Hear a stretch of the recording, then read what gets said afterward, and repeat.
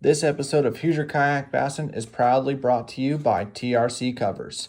TRCcovers offers the best fishing rod protection on the market. Not only do they offer a rod protector that floats and protects your rod tip, but is completely customizable, handcrafted, and made in America. Check them out at trccovers.com. Welcome back. Welcome back. You're listening to the Hoosier Kayak Bassin podcast. I'm your host, Sam Jones. Got my good friend and co-host, Alan Reed, with me today. And then none other than the man, the myth, the legend, Chad Hoover. I forgot to shave this morning. You guys mind if I hit this up while we're doing this? Yeah. Get it quick. If you I guys got some new juice from Gerber's, in the mail, so I had to start playing with my new toys because I'm stuck inside. This is I think it's called the flat iron. It's pretty cool. The flat iron. All right. Flat iron, but it's made out of steel. So I don't know. Flat steel. Flat steel. I guess flat steel didn't sound good. Didn't roll off the tongue. Yeah, if you use your KBF discount towards it, you get a steal on the flat steel. Look at you. But marketing genius. Right. So anyway, super pumped up to have Chad on the show today. A lot going on in the kayak bass fishing space as a whole. Obviously, with COVID-19 is impacting everything in our lives, including our fishing. COVID-19. Yeah. What is that? But it's impacting everything. But there are some definite positives coming out of it as well. Why have we not come up with a short name for this thing yet to make it easier to talk about? Like the flu. C9. You know what I'm saying? Like the flu. I think somebody called it Kung Flu. But well, anyway. there's that. So, but yeah, there's a lot of positives coming as well. So tonight we're talking about getting back to our roots here with Chad, and we're gonna be talking about the Challenge Series, the partner series, the All American, all these cool things and whatnot. But before we get into all that, Chad, man, you've had a rough year so far. How you doing, man? How you doing? Have you seen the meme that says, I would like a refund on my 90-day trial of 2020? Yeah. Dude. Yeah, it's been insane. So Christy's been, in and out of the hospital. We recently got a little bit more of not great news about that, which we'll get into later. But and then my grandpa passed away 2 days ago. And my grandma passed away 2 months ago. So it's it ain't exactly been it ain't been roses, Yeah.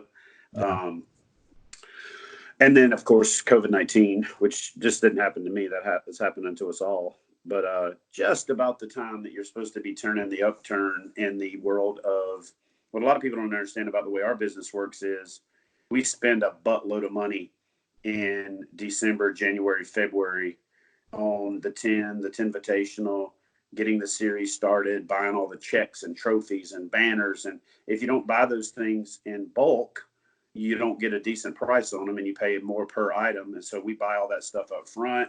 They've all got dates on them, which was a bad oversight on our part. Moving forward, nothing will have a date on it ever again, But we just have all of this money invested. And generally it comes back in increased memberships and sponsors paying their bills and tourism bureaus and host CVBs, which is Convention or Visitor Bureau for folks that don't know. All that money starts to come back in. Well, now that's all like poof, gone. Yeah. It's like a David Copperfield trick. So we've got to figure out viability, for now. And so we're trying to push the state challenges hard because, we were the original social distancers and we were the original avoid crowds kind of a tournament setup. And the more we really look at it, aside from the check-in and the award ceremony, we are already 100% virtual. We don't all launch at the same boat ramp. We don't all go to the same place. And, we've been working on some things that I think when we come out of this, we may even stay doing it that same way, at least for some events, because you could go fish an event, you could check in at your boat ramp, and as long as that boat ramp is in bounds, you're checked in. You could go fishing, You could finish fishing, you could check out. Once you check out, you go home. By the time you get home, we have processed everything. We've got the results together, and we do a weigh-in style thing like Scott Butcher award ceremony. So instead of doing the award ceremony, where you and the 30 guys or gals that decided to show up because everybody else went home, and you get that recognition in front of your peers in the entire social media sphere and in front of the entire community, and then it lives there, forever. So you can always go back and relive your captain's meeting. You can always go back and then when we interview the top 10 the way that Scott did the 10, then I think you've got a viable platform for discussing what you were successful with, what you weren't successful with, that kind of stuff. And so it's a better information sharing platform. So, I'm not saying that this is the silver lining to the cloud, but I'm saying we were not 100% flat like some live tournament people and other things. There are going to be still things that we can do. And we have already had, for example, some CVBs said we've lost funding because we make our money off of hotel room nights. And so there's no room nights coming for the next, who knows. And so that significantly impacted our budget. So Chad, we still want to do something. What can we do? And then we go, well, we had a meal planned and we had a venue that you had leased to do the event. We can skip the meal and we can do it virtual, and we can check in a parking lot if we need to, or we can check in virtually, and literally the guys can just go fishing and go home, and then so that's actually allowing us to preserve a lot of the relationships. And because we're able to do that, a lot of the partners in this organization, or partners meaning the CVBs and tourism bureaus and the sponsors, are going, oh wow. And so what we're doing is we're working deals to say, hey, if you can't do it this year, if you'll sign a 2 or 3 year deal, then we'll go ahead and do it for free, or for as little as you can come up with, to preserve the relationship for fully funded events in the future. And we're not going to go back to the same places over and over again for trails. But what this is going to allow us to do is it's going to allow us to say, let's say we were going to a lake in Kentucky, and then we ended up having to flip it virtual for a trail. Well, next year we would do a partner event. It'll be a lower funding fee, but we'll pay that money to the partner. So that's one of the things that KBF has been working on for the last 16, 17 months anyway, is to start to evolve that formula so we can get down to doing less events better, meaning 6 or 8, premium events for the trail.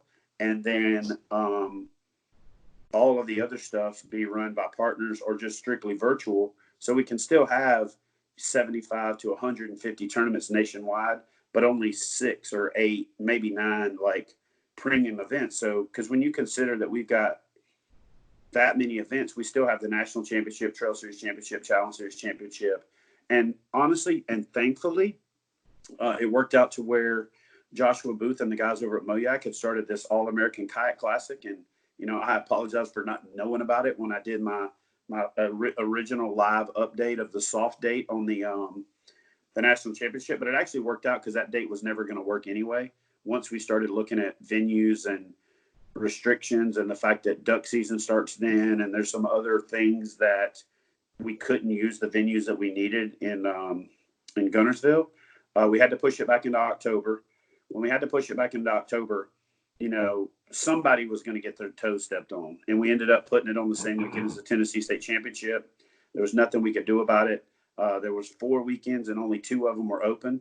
It was either the Columbus Day weekend or Halloween. And we know as well as everybody else that Halloween weekend, for one, is too close to the American Classic. It's the weekend before All-American Kayak Classic.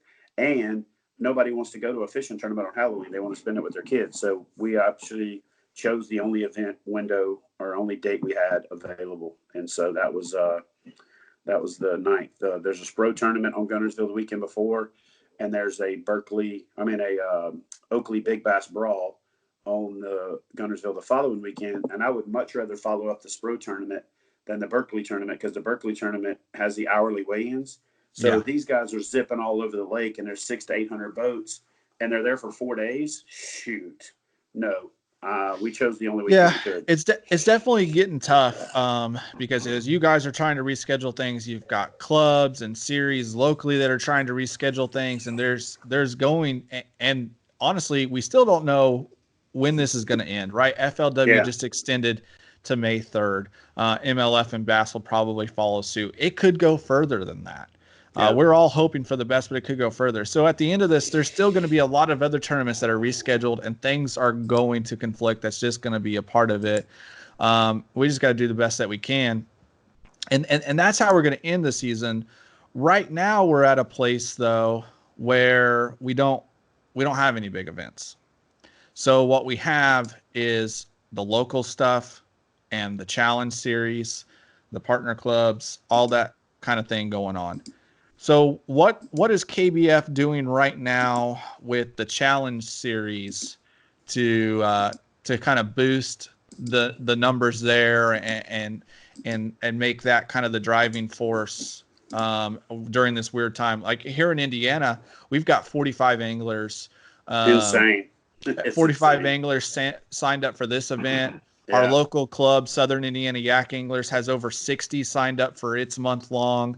I mean, we're pushing it hard here in the state of Indiana, both the local stuff and the KBF stuff, but kind of from a national perspective, what's kind of the strategy there?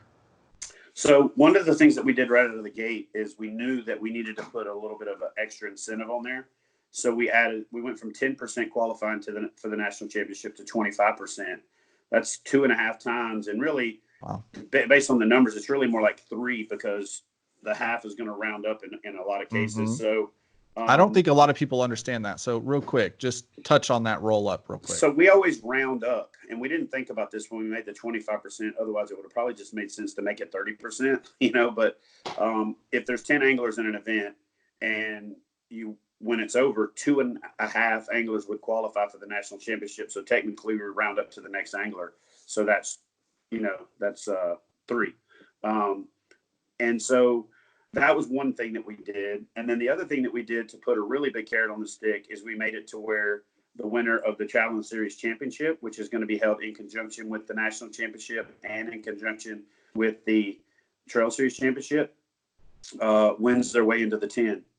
And so we wanted to create a way for the most low barrier to entry series that we have to tie into the most elite event that we have. Yeah. So let me recap that real quick, guys. So you have a chance not only to make it to the national championship, but to the 10 through the challenge series. Yeah. So let's say you don't win the national championship and you don't win the Trail Series Championship, but you win the Challenge Series Championship. And let's just say, and this is probably going to frustrate a lot of people, but it is what it is. If you don't like it, fish hard and don't let this person win their way in. But you could literally be 150th in the Trail Series standings, or you could not even fish a trail event the entire year. You could fish all challenges and go down to Guntersville and lay the smack down against the people that are in the Challenge Series Championship and win your way into the 10. Love it. I think it's great. Right. So there's going to be people that say, hey, trying to look at this one side, right? And then trying to shut this down. So you're going to have people that say, hey, there's people that have their home body of water. They're going to fish on this all the time, catch big fish and all that kind of stuff, right? The thing that has to come into play then, now they're going to go down to Guntersville and they still have to perform on a body of water that isn't their home body of water against a number of big sticks. That's what happened when it initially happened. Somebody sent me a message and said, the Challenge Series sucks because it's honey hole fishing. I said, yes. But the Challenge Series Championship is taking all those honey hole fishermen and putting them on the same body of water at the same time in the same conditions. Here's what's great about this, and we didn't do a good enough job of promoting this last year. Last year, without promoting the Challenge Series Championship, because we had no sponsors for it, we spent no ad dollars on promoting it. Organically, the Challenge Series Championship produced a $37,800 payout pool. This year alone, we were already ahead of that track. If we get better entries, we'll be further ahead of that track. We expect this thing could get up into the $50,000 to $75,000 range if everything goes the way, and we don't go to a hardcore shutdown. And then on top of that, because virtual is the word, right now, I'm able to shop the Challenge Series Championship around to some existing sponsors and to try to upsell it to some sponsors that have been on the fringe.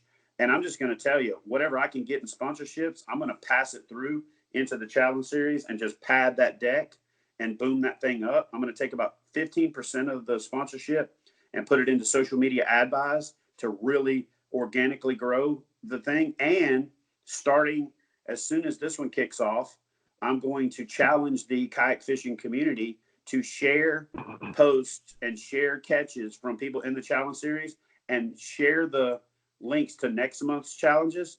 And then from everybody that uses the hashtag KBF challenge series, I'm going to pick a winner or a few winners for their entries into that challenge for free.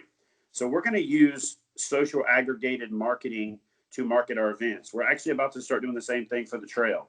We're going to do a get back to fishing promotion where I say, find the link to the event that you want to fish, share it and say, looking forward to when this date is rescheduled, looking forward to fishing this event. And then when you tag KBF Trail 2020, and then whatever the other hashtag I put together is, we're going to pick winners for those events to win their entry. So what we're going to do is, instead of paying Facebook and Instagram for these social media ad buys, we're just going to crowdsource it through our own members, but give the benefit back. So instead of me spending $50 or $75 or $100 or $200 on social media ad buys through Instagram and Facebook, why not just pay a $50 entry fee or $100 entry fee to the members, but get all of the people who have the eyeballs of the anglers that are their friends and followers to shine a light on that event, and it's more targeted. So that's the kind of stuff you have to come up with when you're faced with back against the wall like we are right now. So I'm going to start that program. I'm actually going to do a live feed talking about it tonight on the Kayak Bass Fishing Members Only page, and we're going to crank it up. Yeah. So I got a question. So not from a businessman's perspective. Mm-hmm. Okay. What does a challenge series mean to you? All right. So, not the business side, but otherwise. So to me, it honestly means to me where it all started. I started kayak bass fishing in 2009. We concocted the challenge series in 2008 and launched it in 2009.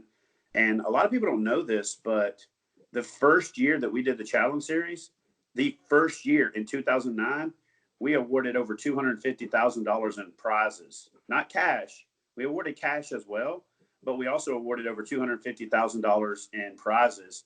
I had some great sponsors my whole career doing this, but we really had some visionary sponsors back then that were on the forefront of this thing and knew where it could potentially go. And there was nothing else. We did one event in 2013 to kick off the live stuff. So we're in our 7th year of doing, we did one in 2012, but the first open was in 2013. And that was the kickoff of the stuff that we did live. But we have been doing virtual tournaments since 2008. And I personally have been involved in catch photo release since 2000 with some clubs down in Texas. We did it with a club called Team Oso. They were hardcore wade fishing is what it was called. And they were kayak fishing really hadn't even taken off. And a buddy of mine named Marty Mood, a lot of folks know him. We were both officers in the Navy together. We're going through training. We started fishing the catch photo release tournaments down there. And then around 2003, a guy named Rick Roberts started the Extreme Edge. And then about a year into it, I was always going, dude, you know what you ought to do? And finally he goes, dude, you're constantly telling me what I ought to do. Maybe you should just help me run this thing. So he offered me a position as tournament director. And then I was tournament director for that for about 18 months before he did some stuff and kind of blew that series up. And then I just kind of was like, I helped start a club in Virginia called Tidewater Kayak Anglers, and we did catch photo release tournaments there. And bass was always my thing. But we started these catch photo release tournaments in saltwater back in 2000 into 2001, and then the first real series, nationwide series, kicked off in 0304, and then it's just kind of snowballed from there. But what the challenge series means to me is it's where it all started. It really is where it all started. And for the first 3 years, that's all we had. And man, we had 150 to 200 anglers in the challenge series back then. in every event. And dude, it was a dog fight. Now, granted, we didn't have one for every state. We would run a monthly, and it was kind of nationwide. And a lot of people don't realize this, but when you look at the KBF rules and you see people say, "Why can't you pinch the tail?" Well, we've already been down the road of the knucklehead cutting the tail off and palming it and holding the tail and making the fish longer. Hey, why does the mouth got to be closed? We had already gone down the road of a guy grabbing the bottom jaw and popping it out and then extending it to make the fish look like it was longer than it is. But you can't close the mouth if you do that. So if we close the mouth, we know that you haven't distended the jaw. So what the challenge series really, to answer your question, Alan, what it really means to me is we spent a lot of time, effort, and energy looking over tens of thousands of photos to cultivate the rules that we have to be as close to as good, as perfect as they can be. And you have a lot of little, Johnny come latelys, and I'm not trying to be start crap here, but you have little people that come in and say, "Oh, we're going to start our own series. KBF rules are too BS. We're going to make it simple." Okay, cool. When you simplify it, you leave the gate open for this whole process. And, the saying, those who don't know history are doomed to repeat it. And I don't always talk about why the rules are what the rules are. Because if I tell you about the tail being cut off and you go fish a series that allows the tail being pinched, I have just educated every cheater on how to do it. And if that series doesn't prevent it, then, so we haven't always talked about it. For the series that over the years, almost everybody's gone to the closed mouth now, but I never talked about why we have the closed mouth rule, because for all the series that didn't allow it, I'm encouraging guys and teaching them how to cheat and by dislocating the jaw. And then that's going to damage a lot of fish that shouldn't have been damaged. You ever watch those movies where the criminals are all sitting around the table and they're planning to break into a bank and they know all of the security features because the bank advertises it? Yeah. It's the same thing. If we sit there and tell you what all the features are, and then you've got George Clooney and 8 other overpaid actors standing around the table going, "So we need to do this and this and this." That's what you do when you put out why every rule is the way it is. You educate the cheater. So then when you have your series that doesn't have it, then that angler can exploit the gap in the rules. And then you end up with a scenario where the angler gets caught and somebody says something and they go, "Well, it wasn't against the rules." And then that starts to undermine the credibility of catch, photo, release. And so that's one of the things we take very seriously at KBF is protecting and trying to protect the integrity of catch, photo, release. If you look at boxing, they have the unified rules of boxing. If you look at MMA, they have the unified rules of MMA, and all the organizations are smart enough to get together. And there's too many egos in this sport right now that don't want to get together to consolidate the rules. So I want to make a call out to say, let's unify the rules. And it's not saying you need to accept KBF rules. It's saying let's unify, which means let's have a discussion about why the rule is this way or that. But let's establish a standardized set of rules, because guys that are going out fishing 4 or 5 different premium series and have to know 4 or 5 sets of rules, you're leaving the door wide open for those guys to forget which series they're in. And you practice like you play. Whatever you're used to doing the most, that's what you're going to do. And then the next thing you know, you've gotten DQ'd and you got a guy that goes home butthurt and his entire fan base is butthurt. And then it's taking some of the shine off the penny because that guy or gal or whatever just didn't know that rule. And maybe it's on the angler, and I get that. But if it was easier because all the rules were the same, it would make life a lot easier for everybody. So you're open to a discussion between all of the larger bodies. You're open to changing your own rules based off of that commentary, to have this collective group of rules that everyone. Now, of course, I'm assuming you would still allow there to be, certain modifications like motor, no motor, that sort of thing. This boat is allowed, this boat isn't allowed, but the core rules of catch, photo, release is what you're talking about. And that's what people don't realize about KBF is we actually have provisions in our rules for addendums. So I'm not saying we would change our rules to do that. Our rules already allow for it. If you want to do an addendum, you can do an addendum that says we prohibit motors, or we don't launch it, 30 minutes before daylight, or we say, so again, we established the best set of rules that we can. We have a really good advisory group and a leadership panel through the partners. And it's very well vetted before we just go out and make an update. You know what I mean? It's painstakingly gone over. We throw it out for commentary in those smaller groups to get a core sample, and then we put it out to the community in the members only page before we even go one step further of making it public. So yeah, I'm 100% open to it. But to answer your question though, the rules that we have already allow for addendums to the rules. So that's a moot point. Absolutely. So I want to go back to the challenge piece, going back to the very beginning, right? I think we all that are familiar with the sport understand the value of catch, photo, release, right? The boat side starting to see that same thing with how MLF is doing stuff. So why did you choose to go down the challenge kind of model versus the on-site events in the very beginning? So low cost to entry, or it was a low cost to entry for one. It was a way to unite anglers around the country without them having to travel. But I'll also tell you the other one, and you know, a lot of people are going to look at this and say, "Oh, you're full of crap." But legitimately, you ever looked at the bottle of Coke from the old days, the glass bottles, and it says redeemed for 5 cents, void in these 6 states? So there's a lot of states where the language was a little weird. So before I even launched this thing, I sat down and I had researched every state, territory, looking for any type of restrictions or whatever, so I could advise my anglers the best that I could. But the real reason that I went the route of challenge series is there's actually 2 reasons. For one, it's not called a tournament. And so therefore, when a state says tournaments of XX number of anglers are prohibited on this body of water, it's not a tournament. It's a challenge. I'm challenging you to go out and fish, and you don't have to fish that body of water. So everybody that looks for the option to get the interpretation, and then they call their state and go, hey, so is this, that guy's never going to tell you, no, that's not a tournament, because his job is to try to restrict you. But legally, we're not a tournament. We're a challenge, because you can fish any body of water, anywhere, anytime. So we're not putting people on one lake at one time. And so therefore it's not, it's not a tournament. So we avoided the tournament word straight up because we wanted to avoid the tournament word for legal reasons. And we wanted to be different than tournaments as kayak fishing. So it was a challenge. I challenge you to go out and catch more fish than this guy, right? Best fish. We did 3 fish in the beginning.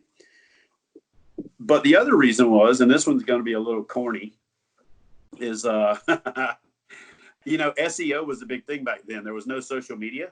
There wasn't Facebook and all that. There was only forums. So to get traction, you had to search engine optimize. And back then, MTV had this thing called the Road Rule Challenge Series that had just launched, and so that thing trended really well.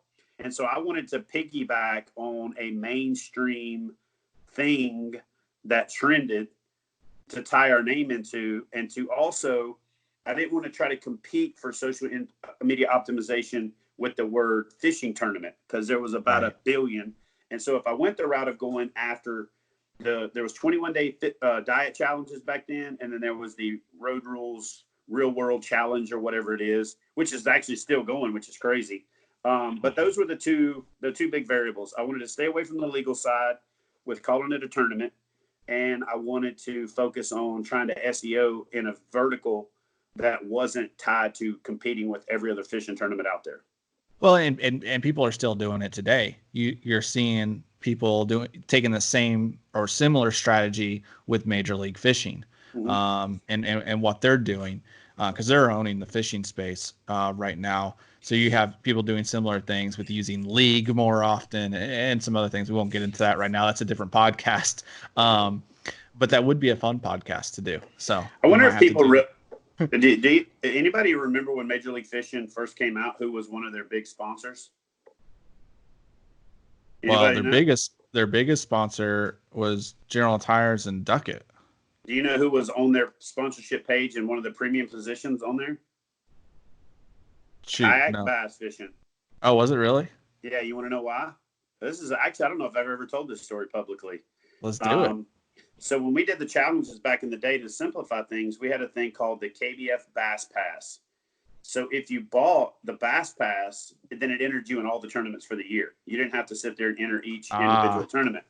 So I did the KBF Bass Pass, and I trademarked it. because I thought, okay, if this thing ever takes off, it's going to go. People also don't realize I actually have kayak bass fishing trademarked. So, you know, it's the name of my business and this, that, and the other. And I actually have the copyright on the book because I wrote the book Kayak Bass Fishing. So literally for the title Kayak Bass Fishing, if I wanted to be a jackass, I could. But the term KBF Bass Pass and the term Bass Pass and then Bass, I literally trademarked it 16 different ways so that somebody couldn't just change it. The primary way that we did it was KBF, capital BASS, capital P, little ASS. And that was the Bass Pass. So Major League Fishing comes out and they put this commercial on World Fishing Network, and it's the very next show after my show. And somebody was watching my show, and then they watched the Major League Fishing show, and they're like, dude, have you seen this freaking show where Major League Fishing is using Bass Pass? I said, what? So I go to their website, and I had written for Bassmaster. So a lot of people are like, oh, man, you should be working on Bassmaster. I was like, I've worked with Bassmaster in the past. If you Google kayak fishing Bassmaster, I think my articles come up over anything that's going on. And so I wrote like 14 or 15 articles for them back in the day. Some of them were in the magazine, and most of them went directly to the web. But I knew a guy named Don Worth, and Don Worth had moved over to Major League Fishing from Bass. So I go to the Major League Fishing website, and I see his contact info, and I click on it. I send him an email. I said, hey, Don, just to give you guys a heads up, you're using a trademark phrase that belongs to me. He's like, dude, we researched it. Blah, blah, blah. It's not intentional. I said, all right. So we go back and forth, and he comes back to me. He's like, all right, what do you want? I said, I just want acknowledgement that it's mine. And he said, okay, what if we give you a 2-year sponsorship? We'll put you on our page. We're going to do this. We're going to do that. Nice. And I said, yeah, that'll work. He said, but that also gives me 2 years to change it to something else. And I said, cool. So little known fact is that what is now known as Score Tracker was originally known as Bass Pass, and I own the trademark on it. And Major League Fishing had to give me a 2-year sponsorship to keep using it. Nice. That's great. Yeah. That's great. How many trademarks do you think you own at this point? I'm sure it's hard to calculate off the top of your head, but about 1,200. 1,200? Nice. Wow. On about 280 websites, URLs, and yeah, a lot. There's a lot of dough wrapped up just there. So yeah, at $8 a year, and some of them are more than that. Oh yeah. Yeah. That's pretty I'm gonna do the Frozen thing and let it go. I'm gonna start letting some of those go. Just let it go. Just let it go. Well, we've covered a lot about the challenge series, and I want to get into the partner clubs, the partner series, and all that here in a second. But before we transition into that, one of, I think, the positives that'll come out, and there's always positives, right? And we could sit here and talk about all the negatives all day, but there's a lot of positives as well. Let's not do that. Right. I think one of those things is, though, that the unfortunate part of it is a lot of people are going to be economically, hurt by this in a big way. So guys who are already, right. All of us are, right. It impacts my business, as well. It impacts families as a whole. So one of the things that's going to happen is guys are already kayak fishing are going to be a little bit more limited on the backside of this, right? A lot of people who have vacation time aren't going to have it because it's being, kind of used during this time period. Now that's not supposed to be. The federal government has actually put out that you cannot be charged vacation time for this. So yeah. So hopefully if your boss tries that bullshit, if they try that stuff, just let them know it ain't legal. Let them know. Yeah. So hopefully that isn't the case. But either way, people will be economically impacted, and they're not going to be able to make some of these bigger events. So that's one thing. Another thing is you might see a lot of guys from the boat world looking for a more economical solution as well. It's already happening. Yeah, it is already happening. So you're going to see that. All joking aside, I've got my computers right here behind my phone, and I have a message that popped up while we're talking from not an Elite Series pro, but a guy that fishes one of the big three that has messaged me about kayak fishing opportunities. Like while we're sitting here talking, it just popped up. I know, I 100% believe that it's going to happen. So what I'm getting at is I expect that if this doesn't lead to a total annihilation of everyday life as we know it, I expect a huge surge in the kayak fishing community through this and after this. I expect a lot of memberships to come up. But right now, is there any type of specials that you're running or anything that you're doing to help get people involved into KBF and become members? Because I know here in just the state of Indiana alone, we have numerous first-time tournament fishermen, first-time kayak anglers signing up for events here in the state of Indiana. So, and people who are going to be listening to this who are thinking about getting involved. So is there anything going on there? Well, Or if not, just maybe explain the benefit of being a member. so I'll tackle it in two pieces. For one, there's a lot of benefits to being membership. You get to be in the members only page. You get inside access to a lot of the stuff that's going on. You get the benefit of discounts across 25 companies. You get a Fish USA discount of the same value for the ambassador membership the day you sign up. So for $25 membership, you get $25 gift certificate. And at the $50 competitor level, you still get the $25 gift certificate. And it doesn't take long with some of the 10 and 15% discounts out there in gear to make your membership back, right out of the gate. We do the members only mob, the KBF mob members only benefit giveaways. So that's a huge deal. The prizes ain't slouches, you know what I mean? They're not corny. They're, legit. But we also, because you guys had last year after I did that indie sports event, you guys had 54 anglers sign up for the challenge series while the water was still frozen. So because of that, and because it was the largest jump from one year to the next that we had ever had, I did a little growth incentive thing where I created the code INDY, INDY, that takes $5 off of any membership. And a lot of people think, oh my God, that's not that much, but it's 25%. It's 20% of a $25 membership. But we spend, $7 or $8 activating the membership and the decals and the postage and the handling and all that. Then we do $5 an angler to the Challenge Series Championship. And then we're working on a new program where we're going to do another $5 to something else. So when it's all said and done, giving up $5 out of the gate is a pretty big deal. So we still have the code active, INDY, INDY. So that takes $5 off any membership. And that was literally, I don't have another code like that. Other than I think Fluke Masters does one in exchange for, helping promote KBF, but we don't discount memberships because it devalues the membership for one. Two, that is our primary income for keeping KBF going and covering staff cost and overhead and things along those lines. But also it's kind of frustrating when you bought your membership and then later you see a discount flying around. And then what that does is that creates a lot of apprehensiveness about when people should buy memberships and a lot of wait and see. And if we create too much wait and see, then that upsets our cash flow. And if we had a whole bunch of wait and see right now and we didn't have a little bit of money in the bank from memberships, we'd be screwed right now. We wouldn't be operating stuff. There'll be a sign on the website that said, we'll see you guys after the coronavirus, So it's really the lifeblood of what we do. It allows us to come up with different things, and I guess I want to say this because people always pop out the calculator and start doing the math on things. And we want people to really look at things like what Bassmaster does and what FLW does. Do the math on how bigger series run.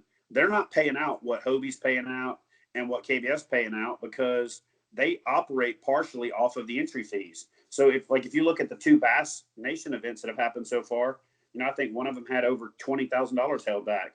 Well, they're going to have a big payout at the Kayak Classic, but that payout is it's money held back from anglers. So we're all competing for each other's money. So we've avoided that over the years, and we've used membership dollars to do it and sponsorship dollars to do it. So like for the 10, there was no expenses for those anglers, and everybody won $1,000 minimum. And the first place won 10. We paid out over $30,000 total. We had a big house for a week and a whole bunch of other stuff, and we shot a $35,000 TV show to help promote the anglers. Like, I'm not getting FaceTime in that episode. The anglers are. That's my commitment to the community is to raise their profile. That stuff ain't cheap. That episode was $35,000 to produce. outside of the airtime to put it on TV. You know? Well, and on top of all of the big stuff, right? Like you're talking about there, on top of all of that, okay, for the guy who is just getting started and he's wanting to participate in the local club like Kayak, IKA, Grubby, these partnership programs, maybe you're saying, well, I'm never going to fish a trail series. Maybe you're saying, I'm not going to fish a challenge series event. There's still a ton of stuff out there. You do giveaways for just making posts, which you have to be a KBF member to qualify for. I'm glad you mentioned the challenge. I'm glad you mentioned the club thing because I keep forgetting about it, and Christy and Joe remind me on a regular basis. But we also pay for the insurance for every partner club out there. So when you guys need a COI or a certificate of insurance to give to a particular entity to be able to conduct a tournament, we provide that, and that's upwards of $60,000 cost for us. When you consider the number of people and how we have to buy that insurance kind of up front. And so that's another benefit, is that we actually provide the insurance and the certificates of insurance for the clubs that are all partners. And there's a significant cost to that. It literally runs about $8 an Anglr total cost at the end of the year. So you want to start talking about memberships again at $25 if you only buy, and that's why, and people always ask me, why is the competitor membership more? Well, we actually pay insurance that averages out to right out about $8 an Anglr. So right out of the gate, $8 is coming out of that for us to cover the insurance for a competitor that may never even fish a KBF event. They may only fish their partner events and things along those lines. And we haven't drawn a hard line in the sand.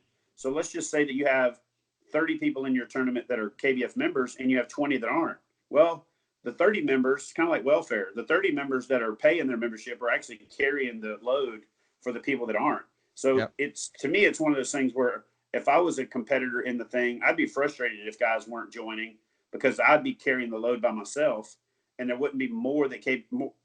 We have demonstrated that the bigger we grow, the more we're going to do from for the community. I think better than any other organization out there. Now, granted, we've had a bigger head start, but at the same time, we've also been pulling the plow for a field that wasn't plowed. We've had to stop and dig the roots and roll the rocks out of the way and do all that other stuff. And so it's membership dollars that have helped us be able to do that. You know, this is a 16, 18 hour a day job. And I'll tell you how much work KBF is.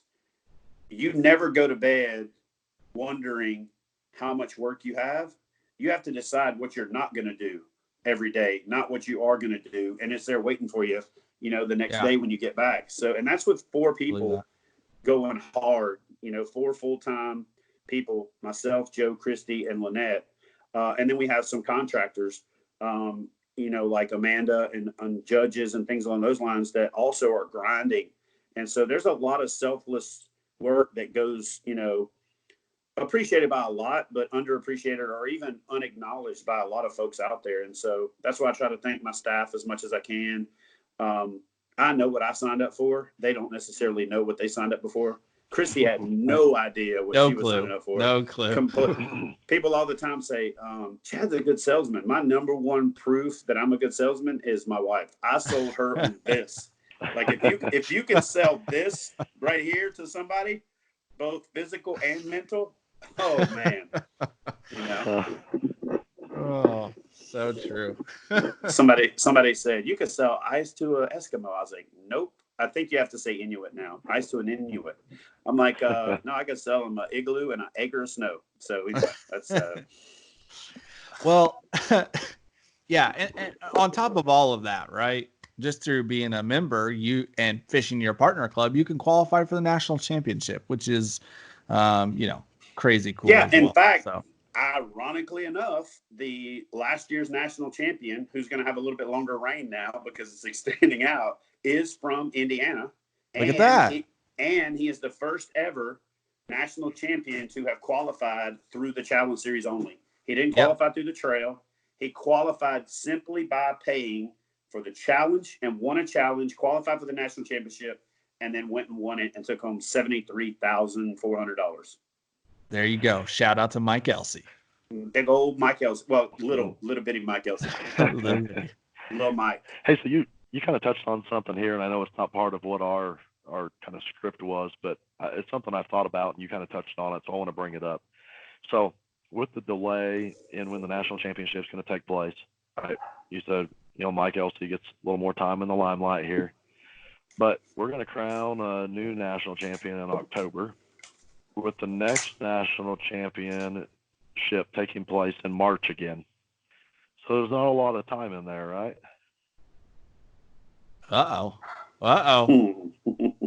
If you're not watching on watching on YouTube, Chad's grinning as Alan talks here. So here's the thing.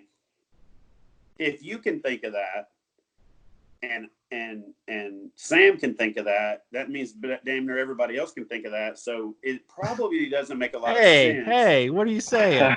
It probably doesn't make a lot of sense to do a tournament and then turn right back around and do a tournament. So what I'll tell everybody is nothing is written in stone right now, and negotiations and discussions are ongoing and evolving. But, I'm going to be honest with you. Now that things have evolved the way that they have, with all things considered, and, one of my biggest commitments is to provide opportunities for anglers. I also don't want to limit opportunities for anglers outside of KBF. So one of the potential blessings in disguise with this thing being moved to the fall is Bass is working on a kayak national championship as well, right? Why lock horns and try to compete with Bass? Yeah. They're obviously not going to move that because they're tying it to the Classic, and we want these anglers on that big stage. Why not kick the year off with their Classic and end the year with my national championship? And so we may very well just stay in the fall. It allows us to truly finish and crown the 2020 national championship champion in 2020. It allows us to crown the you know what I'm saying? It actually kind of almost right sizes everything, and it finishes the year strong. And, also here's the other thing. I'm a big fan of momentum. If you look at the way the 10 has gone, you have fished 3 years in a row. We've had the Angler of the Year win the 10. There's something to be said for momentum. Yeah. When you take off 5, 6, 7 months from the end of the season, and you have 1 or 2 little warm-up trails before you have the national championship, and here's the other thing.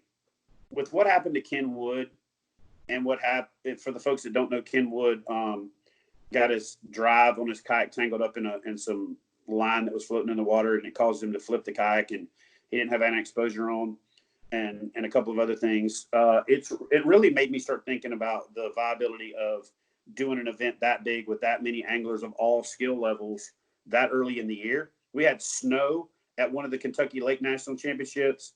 Your weather is a lot more volatile that time of year. So all things considered, I was already trying to think of how in the heck politically, with the community buy-in and as adverse to this community is to change, how could I move the national championship to fall? Now, one of the other variables that had me thinking about it anyway, so some of the legwork and the head work was already done on moving a national championship to the fall. I get this question probably every single time the national championship is mentioned. Folks of the Yankee persuasion are constantly saying, will the national championship ever be up north? Well, if we have it in the spring one year and then the fall next year, there's 18 months between it.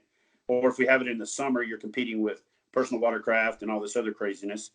So the other variable that comes into play by opening the national championship up to a fall deal is we don't have to have it just in the South where it's warmer quicker. We can open up the whole country to being a potential national championship host venue.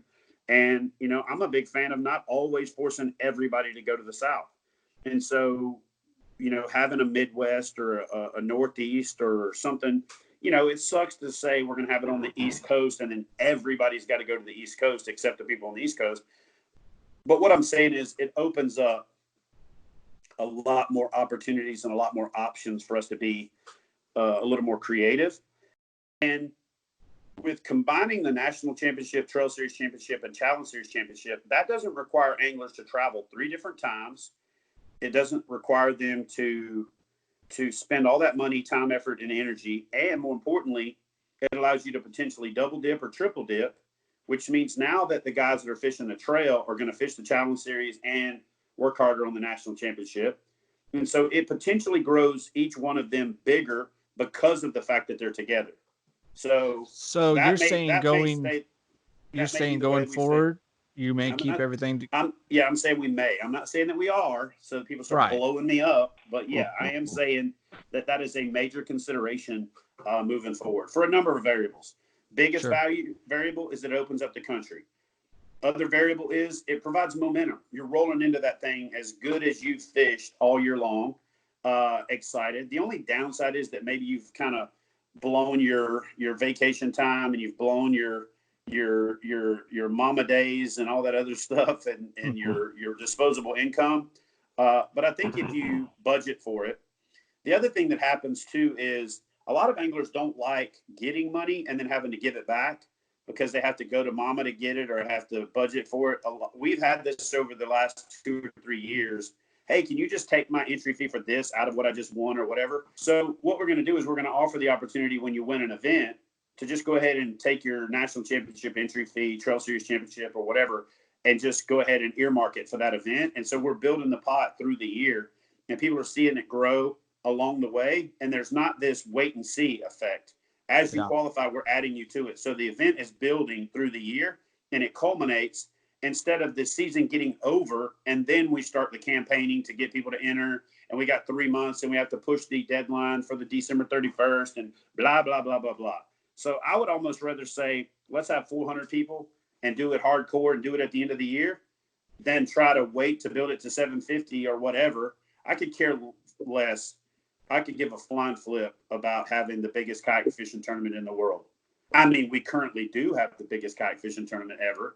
But if somebody came out with 770 tomorrow, my number one motivation wouldn't be trying to get over that. I don't give a flying pig fart about any of that.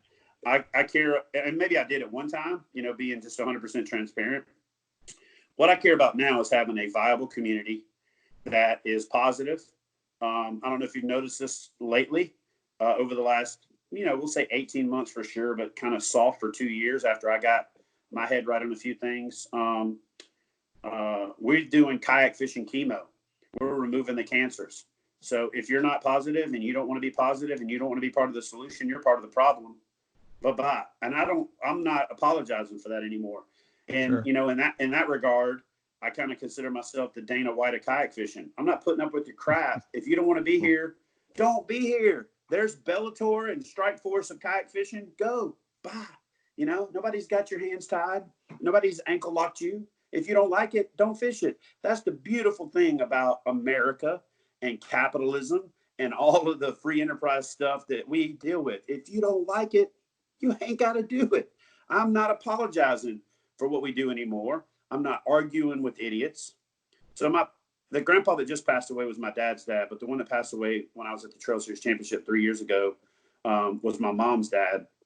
And I lived with them for a long time, but I spent every free minute down at my other pawpaw's house because he lived on the bayou and out in the woods in the middle of nowhere. I mean, you literally pass BFE, keep going 15, 20 miles, and then there's a sign that says 25 more miles is my pawpaw's house. Like he legitimately lived at the end of the road, at the end of the road, at the end of the road, 27 miles off of the rural highway up against the bayou on one side and a national forest on the other side. You can't build around him. You know what I mean? And so I loved it down there. But my other papaw, my papaw on my mama's side, saw me arguing with this guy one time in the parking lot of a grocery store.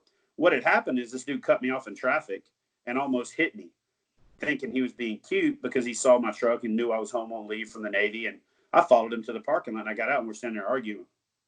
I walked into the store and my papa said, "Boy, what the hell is wrong with you?" I said, "What?" He goes, "Everybody knows you my grandson, and I don't want people knowing my grandson's an idiot." I'm like, "What are you talking about, Papa?" He said, "You stand out there arguing with that idiot?" I said, "Yeah." He goes, "Yeah. Everybody in town knows that dude's an idiot, and you're standing out there arguing with him. It takes an idiot to argue with that guy, so they don't see you arguing with an idiot. They see two idiots arguing." Well, it took me a while to figure out that when I'm on the internet going back and forth with some of these morons that the rest of the world sees two idiots arguing, I'm the president of this thing. For one, I don't have to justify myself. And two, it's stupid for me to get into arguments and pissing contests with people that are just trying to do that. I finally figured out some people, I try to give everybody the benefit of the doubt. And I used to try to win everybody over because I'm a people pleaser. I finally figured out some people are just toxic. Some people can't be saved. Some people are just cancer. And I'm going to let them be cancers by themselves or somewhere else. And, Yeah. do your thing. But now that we've started doing that, I think that there's a much more positive environment at kayak bass fishing. And maybe KBF ain't for everybody. If you don't like it when you post an F-bomb, I delete your stuff, then you don't like KBF and you don't belong there. So go away. If you don't like it that you can't flame another angler, I should be able to say whatever I want to, whenever I want to. Okay, cool. You can at your house, not in mine. So go somewhere else. So to me, this is where we're going. And this has been the real big upswing in the positivity in this community.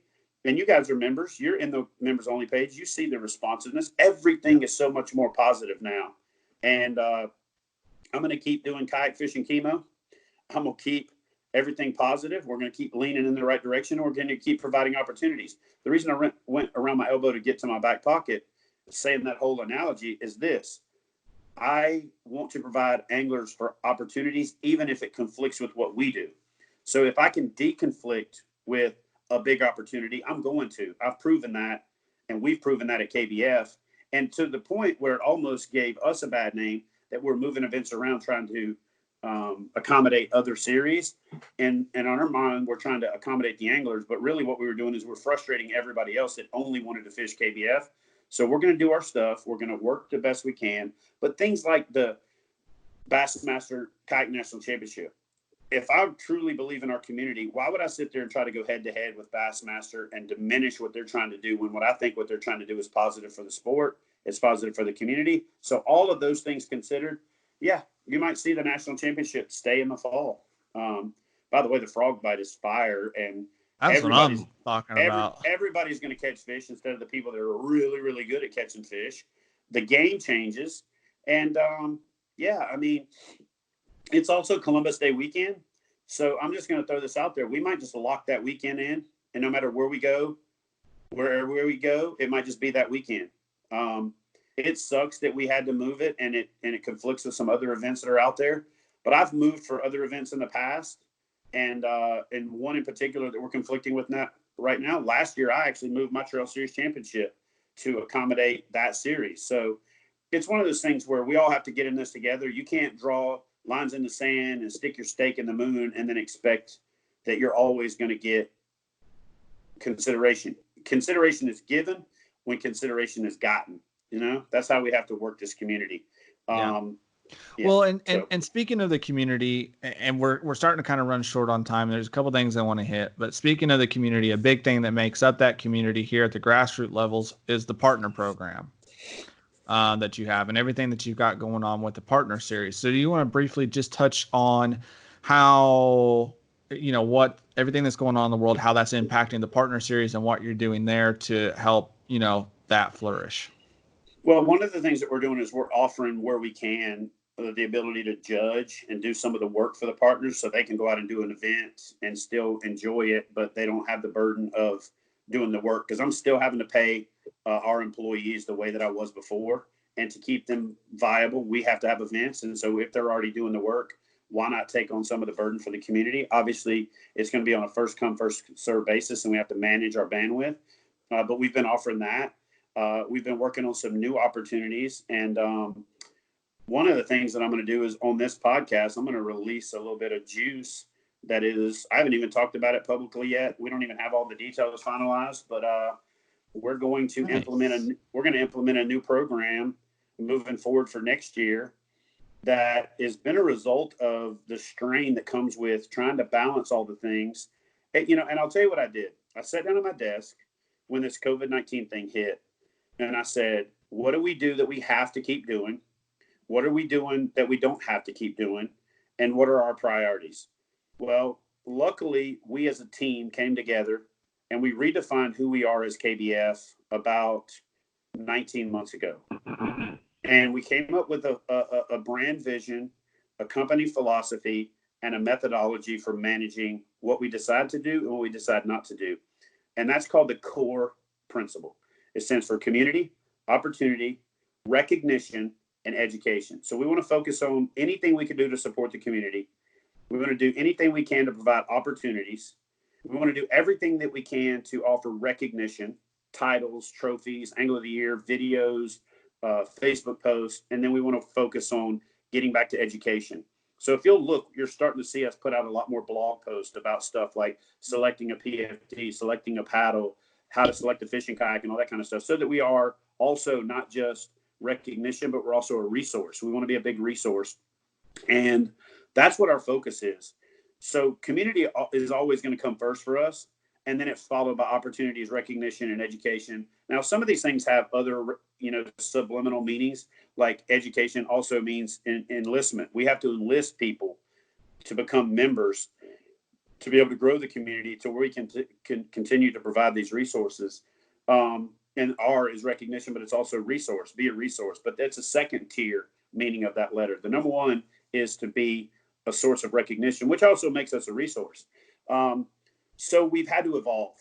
We've had to evolve substantially. But what I did is I put everything in categories of what we have to do, what we don't have to do, and then making the decision on a point system, what gets our primary focus. So the challenge series is obviously up there. Supporting our partners is up there. But one head herder, right, that I put on my list, and I actually fell asleep at my desk, just in full transparency. After I found out my grandpa died, I put my head down, I was crying on my desk, and then I woke up like 3 hours later. And when I woke up, I had my head on the paper that was me trying to balance the regions. And I've been trying to balance these regions since we started, But balancing the regions in KBF is like a handful of Play-Doh. If you squeeze on it on one side, it pops out over here. If you squeeze it on this side, it pops out over here. If you squeeze in the middle, it comes out through your fingers. No matter what you do, somebody ain't happy.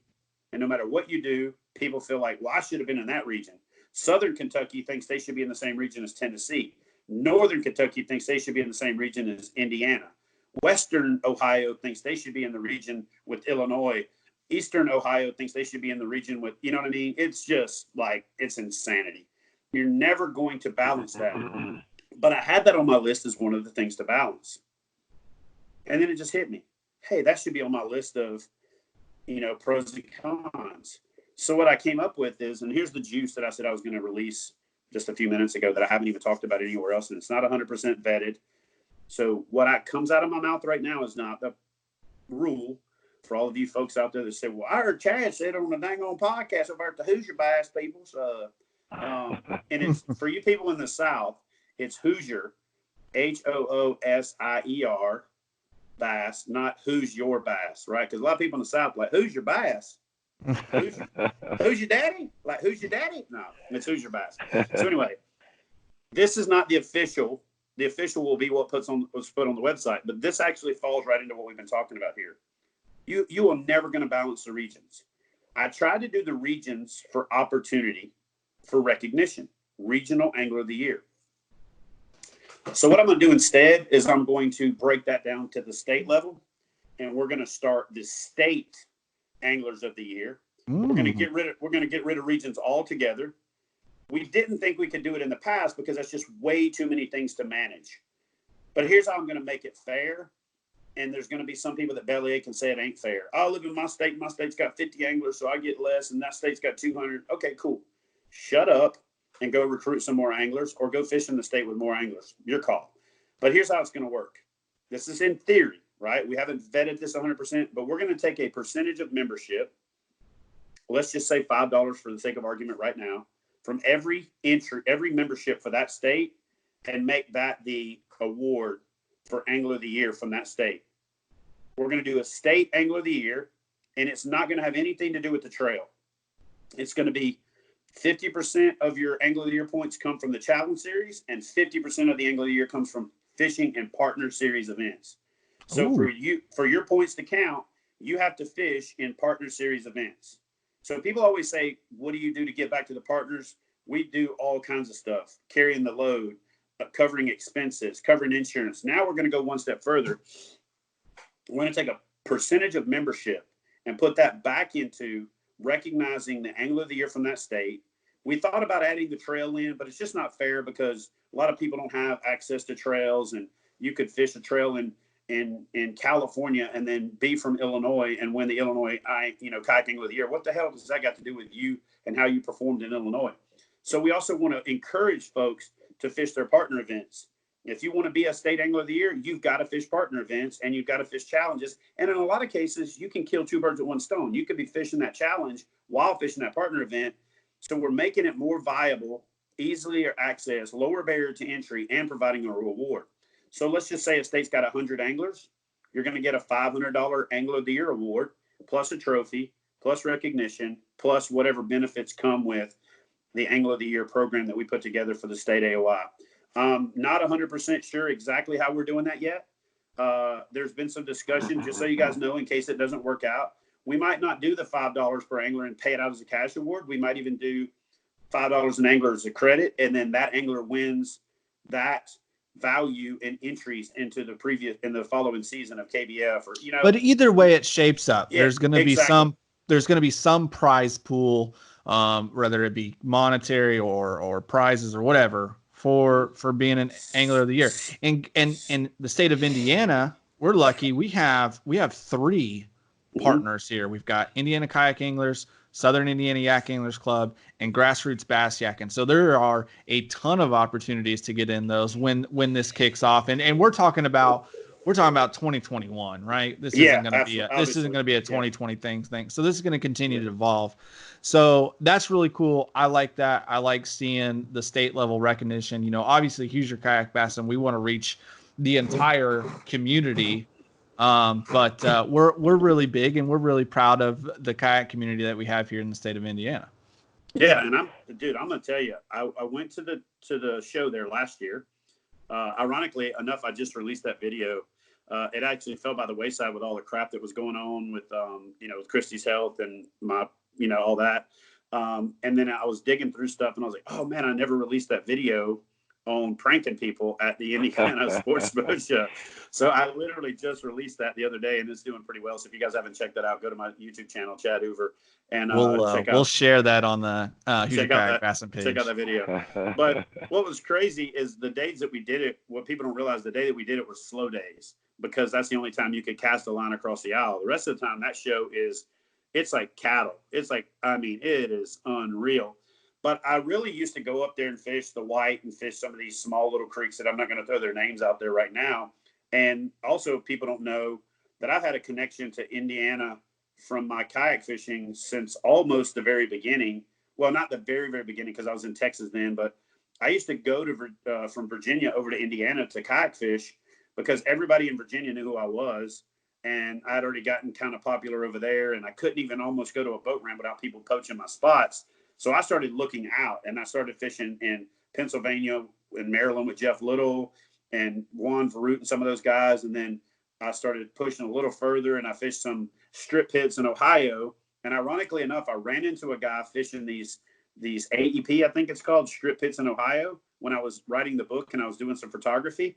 He's like, dude, you ought to go over to Indiana. I said, what? Indiana? He's like, yeah, man, there's some dang old monsters over there, bro. And I'm thinking, now, don't take this the wrong way, but you're a kid that grew up in the South. You don't think of Indiana for big bass. You just don't. It's not something that's even a thing. So I said, come on, man, you got to be kidding me. And then I went, wait a second. We do these combat SAR training missions over there.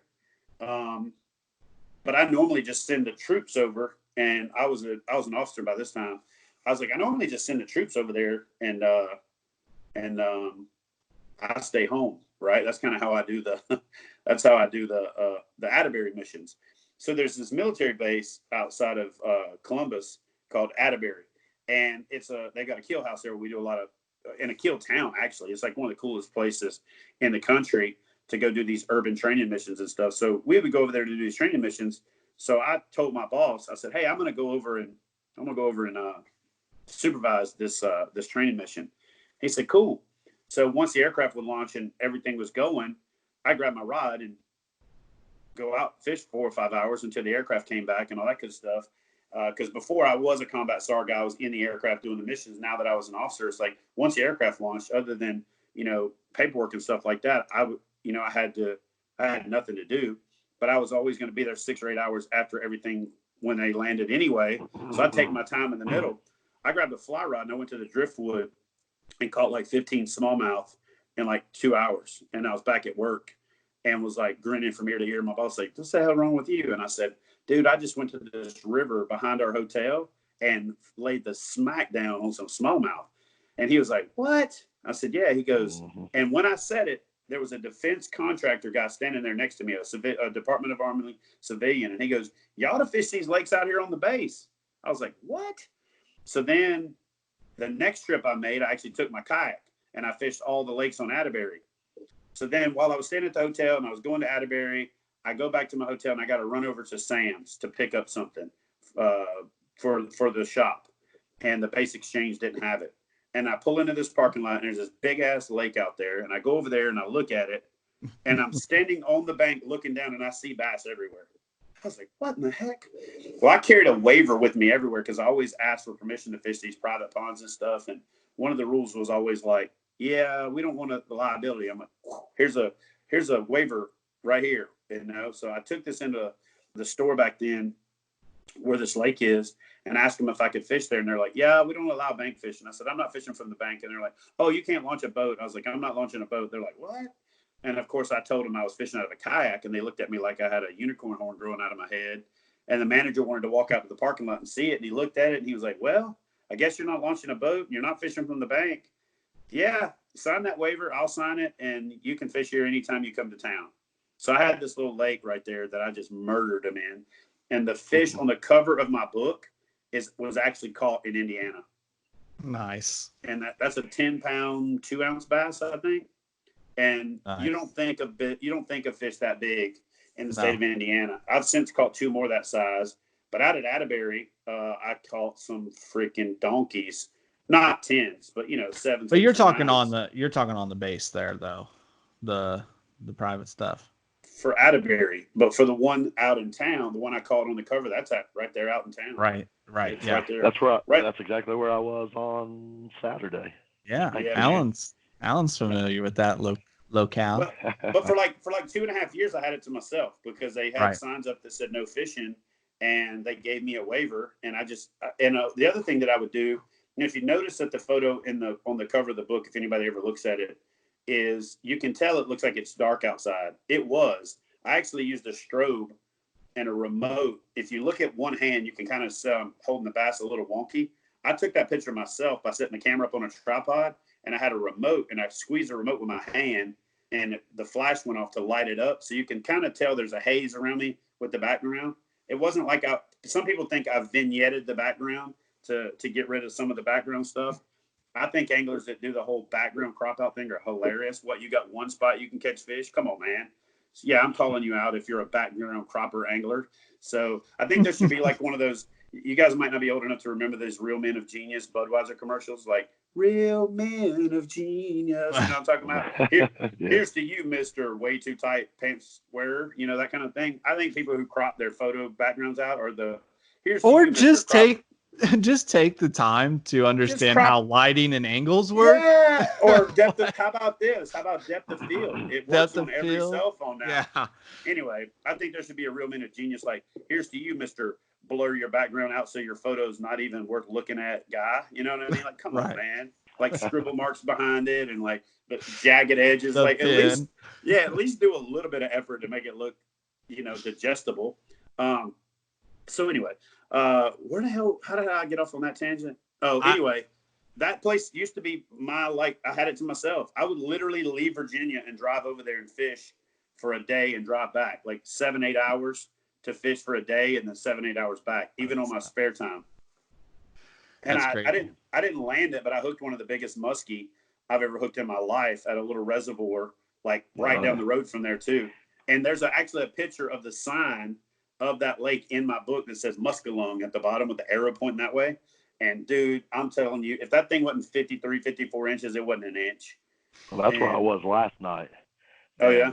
I can tell you, they They've shocked it, and they say the state record muskie is in that body of water right now. Oh, well, dude, I'm telling you, I had it up to the side of the boat, and what sucks, I say it sucks, but at the same time, I caught it, and I got the experience out of it. I hate finesse fishing. I'd almost rather rip my fingernails off with pliers than, like, slow down to finesse fish. But I had gone to fishing a shaky head worm, and this freaking muskie picked it up. And I mean, I had it hooked to where it was just inside the mouth. And every time it would come up and turn, the line was just barely missing the teeth on the nose. And I couldn't put a lot of pressure on it because I had a dang lightweight shaky head spinning rod. And it came up to the boat, and I tried to put the leverage on it. And when it turned to go the other way, it raked the line across his teeth and broke me off. But man, I'm telling you, the top of the head looked like an actual gator. Like, it looked so wide. It was. I've never caught one, and I live like 30 minutes from some really good musky water.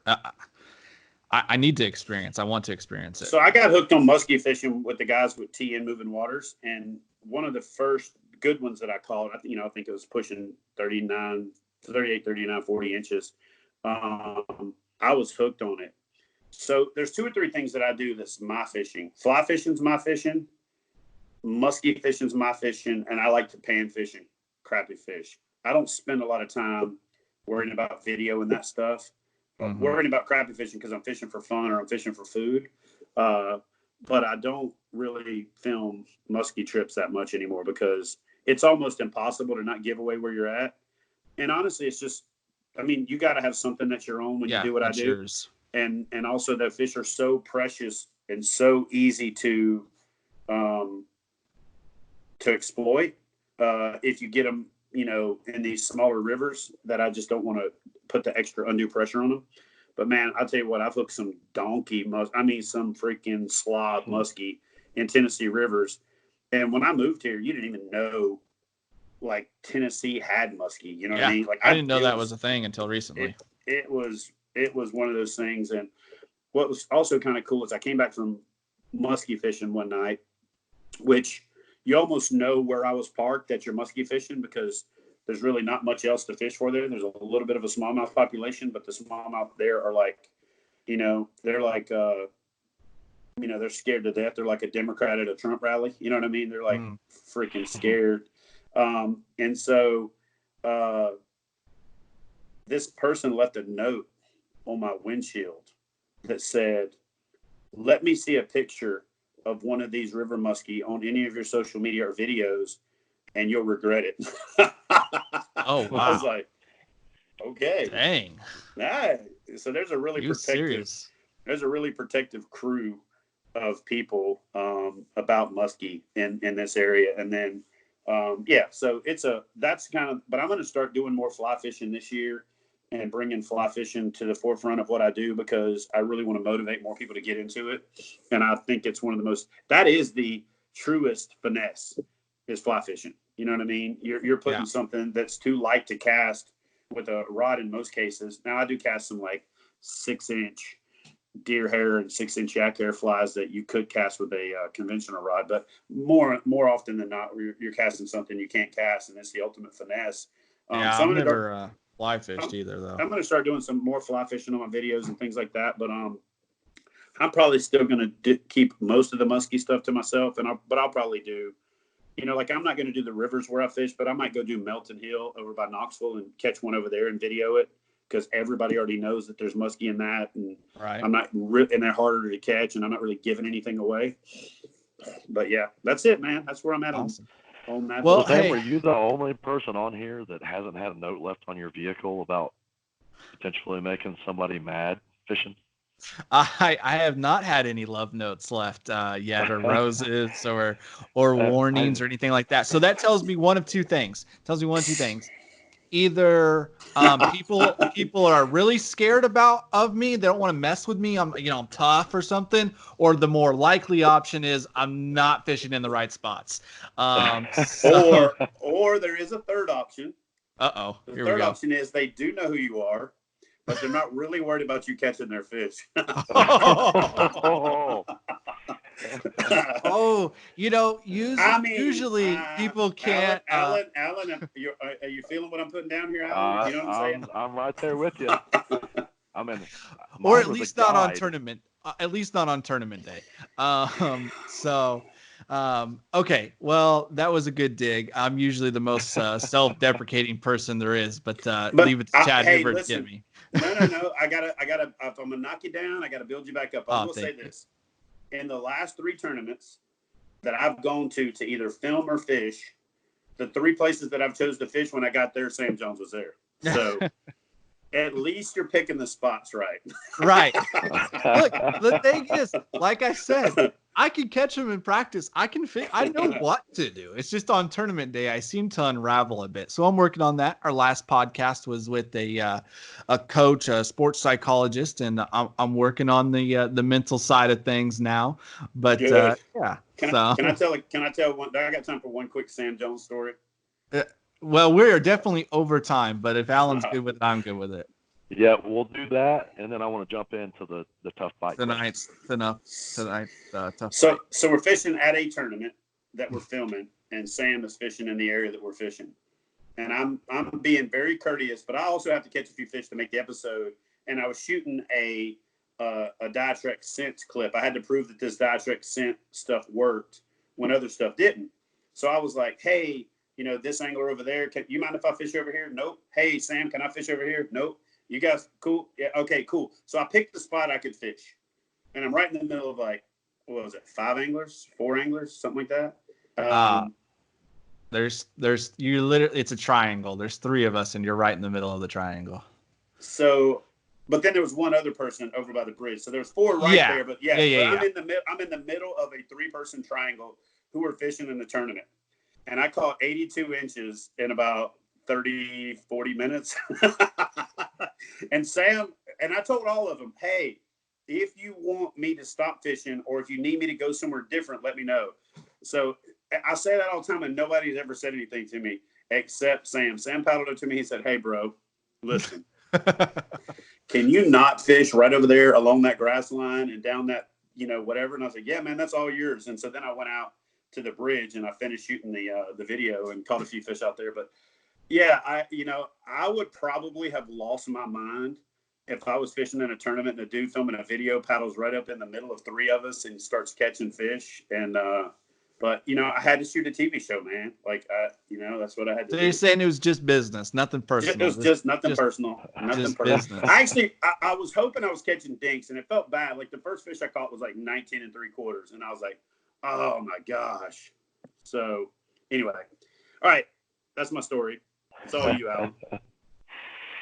All right. So every one of these, we have a little segment we like to call it the tough bite. Okay. So going to kind of set it up here, and then I'm going to ask you a question. So we touched on some of these things, things probably for the last 6-9 months haven't been the best for you, right? I mean, you have the MLF, FLW merger kind of put a little bit of a, roadblock and some stuff that you were working on. And you had the stuff with Christy, and you had the stuff with family deaths and all that kind of stuff. 3 times. Rolled your truck, right? I mean, all those kind of things. But you've made it a conscious effort to say, hey, I'm going to be positive about all of these things. And so I just want to say, with all of those things and all the stuff going on, what is the message that you have to say to the people that have been there and supported what you're doing through all of this, as well as those that are out there that are your haters? Haters motivate me. So I appreciate you as much as I appreciate the supporters. I learned a long time ago, 2 years ago, I learned from a really good influencer. He said, and this is good advice from a guy that's actually pretty young, but he's got a huge following. He said, don't listen to everybody who's praising you, and don't listen to everybody who's hating you. The truth lies in who you are and somewhere in the middle. And that's a country singer named Luke Combs, and he hadn't blown up as big as he has now back then.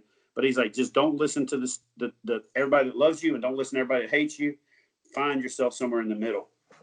But I also got a lot stronger in my faith, and I pray a lot more. Me and Jesus have a little bit more one-on-ones now. And to me, when I feel that kind of trigger, that internal thermometer starting to go up and things along those lines, that's what I do. I just go somewhere, I get quiet, I get still, and me and Jesus have a little conversation, and it recenters me. So, Chad, can I ask you a question real quick? Yes, sir. This is not a political or a religious podcast by any means, but there's something I want to bring up here. You, and it goes right into this tough bite thing. So you made a conscious effort to change who you were, at least from on the outside, right? And publicly, yes. Publicly, right? And you made this change, and you just talked about how you got a little closer with God and started making that change too. Was that about 2 years ago that changed, or was that more? Yeah. So yeah.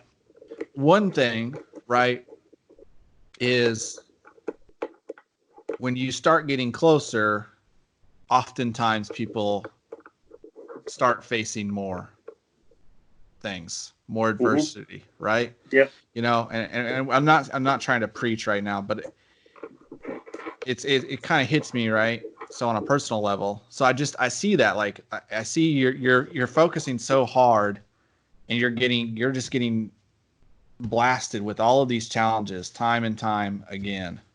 And whether you want to call that a test or an attack, it's a test, whatever, it's an attack, man. When you decide to vocalize your faith, when you decide to publicize your walk, you're going to get tested, man. Devil's coming at you. He don't want you being a positive, uplifting Christian. He don't want you thinking Jesus Christ. He don't want you doing all that stuff. And so, I kind of got decent. I got to the point where the TV shows that I was doing, the networks were keeping me from doing it, and I buckled. Well, I ain't buckling anymore. I'm going to say what I want to say, when I want to say it, how I want to say it. I'm not changing who I am. I'm getting back to being who I am. There was a public Chad and a private Chad, and that's stupid. How much work that is? You know how hard it is to tell a lie? It's hard. And when you're not who you really are all the time, it's not a lie per se, but it is, because you're misrepresenting who you are, and you're trying to keep up two different. Yeah. So I decided not to do that, but you're right. And trust me when I tell you, it gets thought about. But luckily, I got a little angel that lives in the house with me who goes, "You're being tested, but you wouldn't be getting all the blessings you're getting if you weren't going to get," you know what I mean? So it's kind of one of those things too, where with that challenge, as long as you center yourself in God and in your faith in Jesus Christ, and you're also going to get a different peace. Like, I'm not tumbling around in the bed at night stressed out about how I'm going to make a living when we just lost $60,000 on the national championship with all the stuff. Memberships have all but dried up. I can't film TV shows, which is actually how I make the money to fund KBF. But I just say, you know what?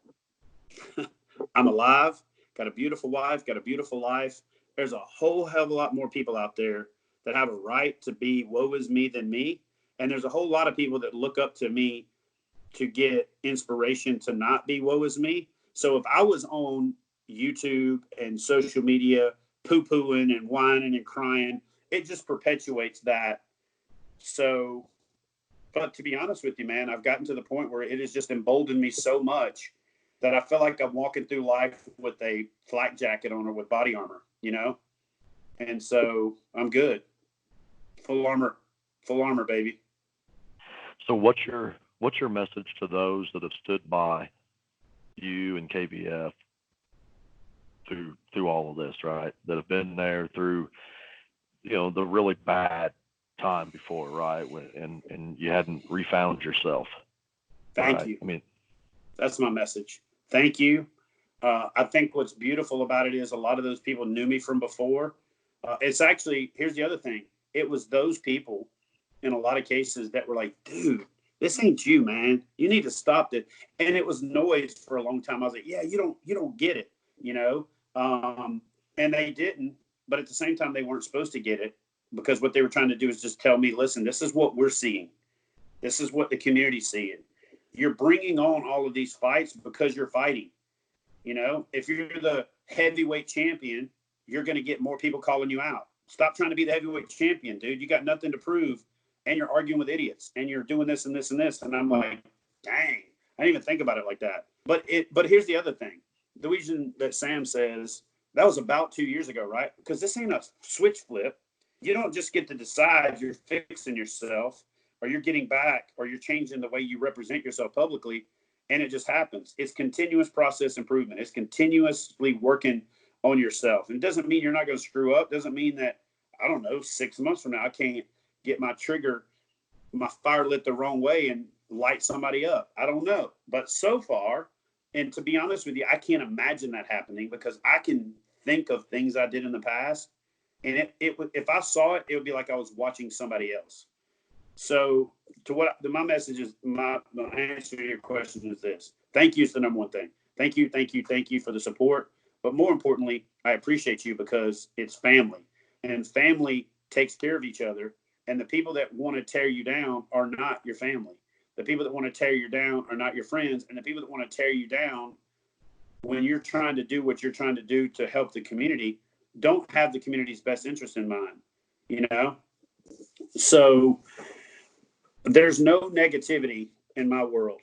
You know, people fired me up trying to get me to jump on this slip up by this series or this slip up by that series. And I'm like, I'm not interested in that. That's not what I'm doing. For one, I'd be a hypocrite. And two, it's not good for us. What the heck is good out of doing this or doing that? You know what I mean? And it's perpetuating negativity. I'm not doing that. I'm going to set the tone that I'm setting now, and even better. Like, my goal is to get even more positive and to provide more opportunities and to be more. My goal is to be as selfless as I can be. I think if everybody would strive to be selfless, we'll all be better off. We'll all be a better community. And, there's got to be some me in there. If you're doing what I do, you have to do some self-promotion, because you have to promote yourself to get to the point where you can leverage the level of sponsorships that we have for this community and what I have for my shows and all that other stuff. So that goes with the territory. But you don't believe your own hype, and you don't believe your own gripe, right? So if you don't believe your own hype and you don't believe your own gripe, and you find yourself somewhere in the middle, I think you'll be more successful all the way around. Awesome. Well, with that being said, Chad, we're gonna wind this thing down. We appreciate you greatly for coming on and taking time during an extremely busy. You're always busy. Let's be honest. You never take a second off, but even more so now than ever with everything that's going on. Taking the time to sit down and chat with us, that means a lot to me. And Alan, we appreciate that. So anyone else that you want to give a shout out to, say thanks to before we let you go? Man, all my sponsors, all the folks that are out there that are subscribers and fans and members and all that other stuff. But hey, to finish up that one thing that I said, just because I said I'm trying to be a nicer guy, doesn't mean if one of these keyboard warriors, that's Mr. Tough Guy behind the keyboard curves rolls up on me, that I will cut you. You know what I'm saying? Nah, man, I'm just playing.